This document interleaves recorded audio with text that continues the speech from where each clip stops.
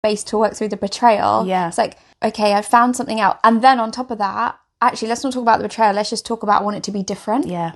I mean, the audacity, right? There's something in me that's not being fulfilled between us. Yeah.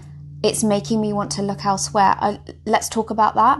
I feel like I want to bring that to you and talk about it. Sometimes you can hear things, and maybe you can hear things that your partner is saying that aren't. Hey guys, welcome to the therapy floor. I'm Dr. Ritz. And I'm Dr. Vicky. How you doing, Ritz? I'm in a somber mood today, I think. Yeah. But I like that we've got quite a lot of colour today between us. Yeah. As in like clothes. Yeah. Yeah. Colourful clothes, even if we're not bringing the colourful vibes today. Yeah, maybe that might be it. It's compensating. Yeah. How are you? I'm okay. I'm very tired. I think I was tired the last time as well. I feel like I've been perpetually tired for the last 6 weeks, but I'm coming out of it. Yeah. Looking forward to a holiday soon. And you said you had a really good day yesterday. I did have such a good day yesterday. Yeah. I had fun. And sometimes it's quite normal to also feel tired when you've had a good day. Yeah. It's not necessarily when things are busy and stressful. That's even when you have true. a good time, you're like, That's true. I feel tired, but in a good content. way. Yeah. I feel content. Yeah. Although I love that for you. Thanks. You deserve it. Thanks. All right, should we crack on with our dilemma for today? Let's go. Part 1, here we go. Part 1. So I'm reading it out, and this comes from a woman in her 40s, and she says, I recently discovered that my husband has been having an affair. I confronted him about this betrayal. He admitted to the infidelity, but then shocked me further by expressing a desire for an open marriage. I'm devastated by his betrayal and struggling to process the hurt and anger I feel. The idea of opening our marriage really isn't something that I want to do, but I do want to salvage our marriage. I love him. We've been together since our late teens, and I don't want to be with anyone else but him. I know he loves me too. I don't know if this is just a phase we need to get through together. That's a double whammy. Double whammy. Double whammy. Double. Oh, she's dealing with two things. I really feel for her. Yeah, right? It is two things. Yeah. There is the betrayal. That's what I was saying. It's like a double whammy. It's like, whoa, I've been hit with the shock of the betrayal. Yeah. And it's not even like that. There's not even, it sounds like as you were reading that, there's not even space to work through the betrayal. Yeah. It's like, okay, I found something out. And then on top of that, actually, let's not talk about the betrayal. Let's just talk about I want it to be different. Yeah. I mean, the audacity, right? Yeah. The audacity to first... Quite cheeky. The audacity to first of all, hurt someone and then say, actually, I want to continue along this vein. Is that all right? That's what I'm saying. It's like that. Yeah. It's like, I feel like she's not getting a chance to process the betrayal and the cheating. She's just going straight into, we'll keep this marriage, but let's bring someone else into it. Yeah. And it sounds like she didn't sign up for it. This is the thing. This is what I was going to say. Not only are you dealing with the breaking of the contract, but now you're dealing with someone wanting to change the terms of the contract. That's not something you signed up for. You didn't sign up to be betrayed, and you didn't sign up for the terms and conditions to change. Yeah. Well, I think you can sign up for the terms and conditions to change if it's a collaborative process where maybe, let's say, before he decided to go and cheat, maybe if he had come to, and I'm not excusing it or saying that this is right or wrong in any way, but if I'm thinking about a couple and collaboration and openness, not of the marriage, but openness of communication, to come to her and say, there's something in me that's not being fulfilled between us. Yeah. It's making me want to look elsewhere. Let's talk about that. I feel like I want to bring that to you and talk about it rather than just go and fulfilling it elsewhere. Then being found out and then being like, yeah, I'm not. So let's open our marriage up. She doesn't really have a say in any of this, does she? Well, no. From what she's saying right now. Yeah. Obviously, hopefully we're going to change that. Yeah. But I guess she does have a say because she can say yes or no. But it sounds like she's wanting to... I don't even know if it's a case of that she thinks that she can work through it, but she says, I think this is just a phase. Maybe I don't know if this is just a phase that we need to get through together. So on some level, there is some hope that things it will will just go be back to him and her. Yeah. So do you think she's saying it from the perspective of, do I need to ride this out with him, let it be open? It sounds like it. Like, support him through that if that's what he needs to experiment, and then find his way back to me? I think so. I think that's what she's getting at. That's my interpretation of it. I'd want to know then, how do you feel about that? How does that leave you, if that's where you think, that's what you think you need to do in order for the marriage to be sustained? How does that leave you feeling? Is that really fair? Yeah. Is it, it doesn't, well, I was going to say, is it what you want? But actually it doesn't sound like it's what she wants. But I want to know how it leaves you feeling. Yeah. Because I think you would then need an out, if that's what you do decide to do, I then think you need an outlet to process those feelings. And I don't think your husband can be that outlet for you. No. I think it sounds like you need some space to really think about this and to not feel pressured to move to a decision either way. Yeah. Because this is something that he's been sitting with, I guess, for a while. I mean, I presume that he's been dealing with the emotions of, you know, him looking elsewhere and being unfaithful. And he's been sitting with that for a while. But he's also been sitting with his desire to have the relationship open. And this is all new to you. Yeah. So I would take some time to really, really think about it and to sit with it. Yeah. I mean, I would, my first inclination is to think, where are you in this? Like you were saying, what does she want? And yeah, your willingness to kind of stick with it and work through it, I understand, because like you say that you have had such a strong attachment. You've been together, and I guess you've been together since teens, and I think through that both of you will have changed and evolved in so many different ways. So you've really been stuck with him through the evolution of each other's lives and the marriage.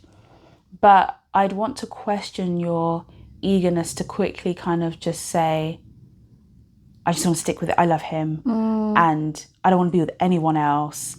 Let's kind of work through it. I'd be curious about the quickness of that jump. I think that symbolises shock and panic. You know? Like, imagine the world as she knows it is crumbling underneath her, and she's probably wanting to hold on to it. Yeah. Like, even though he's caused you this pain, he's your life raft. And you're wanting to hold on to that because it's familiar, even though what he's offering you is not. He's like, yes, stay with me, but what I'm offering you is not familiar. Yeah. And so there must be so much confusion there from you. This person that was your safe place, your safe space, is now just so jumbled and rocky. Yeah, so different. So what I would be saying to her is, I also think we're dealing with two people and also two issues here that don't necessarily need to be conflated but need to be understood. So I think there's her and her issues and dilemma, which is, I'm confused, I'm betrayed, I'm hurt, I'm shocked.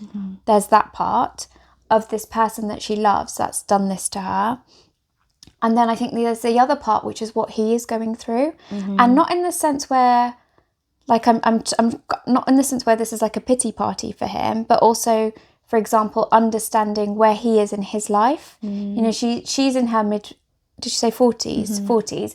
And I wonder if he's of a similar age. And if he is in that 40 to 50 kind of lifespan, you know, the midlife transition that men go through during that time, so the reason I'm trying to separate it is because I don't then want her to make that her issue. I'm not good enough for him. And therefore he's going and seeking it elsewhere. He could be going through this midlife transition where actually, you know, he's probably going through quite a self-reflective process. And in psychology, you know, we look at it from the sense of the fantasies that a man or, you know, a young man might have had in his youth really start to become dismantled during this time, and reality really starts to sink in. And they have to work through that. It can be difficult, it can be a really testing time, but it is a period of growth and self-reflection. I wonder if that's what's going on for him. It's obviously is becoming her problem to an extent now. Mm-hmm. But I do think those two need to be separated out. Mm-hmm. And I actually think, like, if you are thinking, you know, I want to stay with him, I want to make it work, and so that might be a way to support him and support the marriage in making it work, then my advice there would be, I think you need to go and see a couples therapist. Yeah. To have that be held for both of you in a safe space where someone is able to say, I see you and I see your hurt, and I see him and I see his behaviour, because let's call it a behaviour. That's how we often look at cheating, don't we? It's like a symptom. It's a behaviour of something else that's deeper that's going on. And I can see that. And then let the psychologist or the therapist be the one to reflect that back to you both. Yeah. So you can find a way of how do you move forward with it. Yeah. I think that's a good idea. A really good idea. I think this will be quite tricky to work through together, and for it to be really equitable, like a really informed decision from both parties, because you're both so involved in it. You know, there's such intense emotions. I also think that if this is something that he is going through, well, clearly it is something that he's going through, that's not something that she also needs to help him through that, actually. And that can be something that he can explore, or maybe he doesn't want to explore. Maybe this is just who he is, actually, and maybe there was a bit of a mask going on for a couple of years, who knows. But you don't need to necessarily stand It's by. not a couple though. What? Like, he's been with her, they've been together since their late teens. Yeah. So what do you think the mask is like since then? Who knows? Who knows? But that's what I'm saying, right? not a couple of years then. That's like late yes, I see teens what you to mean. like... Yeah, not a couple of years. I thought you were saying not couples and they're not a couple. Oh, Yeah. right, yeah. But you don't need to kind of sit by and say, right, I'm going to help you work through this while it's affecting you, whilst it's kind of like impacting you. Yeah. Like your world has shaken up and you want to be there to support him whilst he's doing something to the foundations of your relationship. I don't think support him though. I think it was more about if you wanted to stay in the marriage and support the marriage. Yeah. That's where I was coming from. Yeah. A place of... I feel like we're getting a bit defensive with each other. No, I'm not at all. Oh, I feel like... I was seeing it. I understood everything you said. Because I was wondering if that's what's going to happen between them. Oh, no. I agreed with everything you said. Oh, okay. This was just like another add-on. Another add-on, okay. Yeah, I think it was when you said, like, she doesn't have to see his side. Oh, yeah, no. So, yeah, I would definitely second that. You know, a couples therapist would be really helpful to even just think, again, not to feel like you have to rush to a decision, but just for there to be space for the two of you to talk and to have that reflected back from a non-judgmental, objective person, because sometimes you can hear things and maybe you can hear things that your partner is saying that aren't actually there. Yeah, that's why it's really important to have like an objective person there who can really feed back or share back, relate back what each person is saying in a way that's really non-filtered. Because it can be hard, like when emotions are involved on either part. You know, maybe he's having emotions of exasperation, feeling trapped, like maybe he feels like he has this new lease of life and he doesn't want to be held back. And then you may be feeling like the sadness, like the anxiety, the fear of like life kind of turning upside down for you. It can be hard to really hear each other when you've got the lens of those intense emotions right in front of it. And I was actually going to say that if you find yourself like week by week that you can't hear him, and even if this therapist is supporting you to hear each other and you're like, I can't hear this, I can't take it in, I wonder if that's showing you something about yourself, that you're not ready to hear it, like you're still in shock with it all, and maybe you need your own space with your own therapist to process what's happened without him there. Yeah. And maybe that's where you also start first. Like have some sessions on your own and then go and see somebody together, whilst you were talking, it was also making me think that absolutely you should not be forced into making a decision or doing something that you're not wanting to do, you're not ready to do, you've not thought about doing. So I think while that is going on, you probably also need to think about, okay, well, you've opened the marriage already. Now I know, what are the boundaries right now whilst we figure this out? Does it remain open? Is he allowed to still continue, cheating or being with other people? Or is it going to be like, no, that needs to stop until we decide how we move forward? So I think on a practical level, that keeps you both emotionally safe. Yeah. You are going to need to have that conversation because otherwise I feel as though you're not going to be able to really think and process if that's still, like, unless you know what's clear at the moment. Yeah, she's not going to have that security or that reassurance, actually. Yeah. And that would be quite unfair. Yeah. Yeah. And then I guess if his answer is, well, no, I'm not going to stop, then you kind of... Then we need to have another discussion. Yeah. We need to have another discussion about your voice as a woman, your agency as a woman, your sense of self, identity, all the things, and whether that's a choice you want to make to continue being with someone who isn't able to honour your boundaries. Yeah, because we can love people, right? We can love people and what they gave us and what I'm going to say it like this actually, what they gave us. But when they stop giving us the things that make us love them, that's when you need to actually start questioning, well, do I love him right now? With this behaviour that I'm not on board with, do I love him right now? Is this giving me satisfaction in a way that love does? Yeah. Yeah. Or another way of looking at it, is this harming me right now? Because love doesn't always need to be transactional in that way.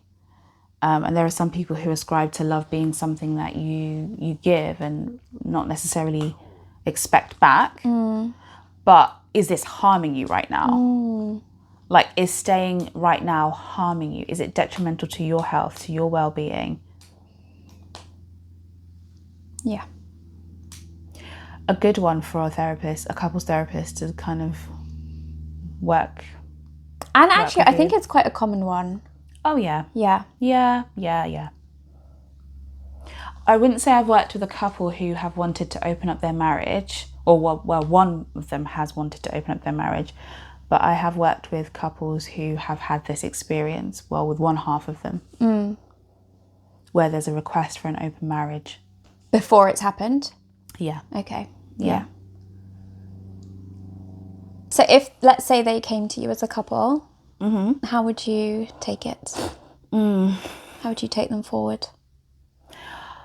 I'd take them forward by looking back.